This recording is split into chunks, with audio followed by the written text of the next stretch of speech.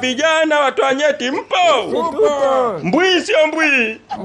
Hai sio hai? Safi kabisa. Vipi, kazi inaenda vizuri eh? Ndiyo mkulu, kazi inakwenda vizuri kabisa kama ulivyotutuma. Lakini sasa tayari tushaanza kuzua taharuki huko mtaani. Watu wameanza kugundua baadhi kwamba kuna watu wanatoa watu vizazi. Japo ndio hivyo tunafanya kwa tahadhari, kwa sababu si unajua tena watu walivyo. Unaweza ukakamatwa akakupiga akakumaliza. Kwa hiyo kazi inaenda vizuri na tayari tushabeba baadhi ya nyeti tunazo mkuu. Halafu mkulu, bwana, ugumu wa kazi pia upo sometime.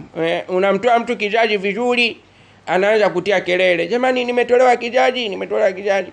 Sasa wengine mbio hatuna. Sasa ungefanya namna hata ya kutusaidia namna nyingine ambayo labda tunaweza tusionekane. Ili mradi tu tupate urahisi kwenye hii kazi. Maana sasa taharuki ni kubwa huko mtaani. Baadaye watatukamata sisi, watufyatua kizazi pia, watumalize kabisa, watuue. Hakuna. Hiyo haiwezekani. Ndio maana nikayaita ni masharti. Siku zote masharti ya mganga yanakuwa ni magumu. Yanakuwa magumu kiasi kwamba unatakiwa ujihatarishe we mwenyewe. Unaweza ukafa muda wote ili mradi tu masharti yatimie. Kwa hiyo pigeni kazi vijana. Nyinyi mnataka ubilionea? Mnataka kuwa na pesa nyingi, matajiri? Kapigeni kazi, nendeni mkafyatue vizazi vya kutosha.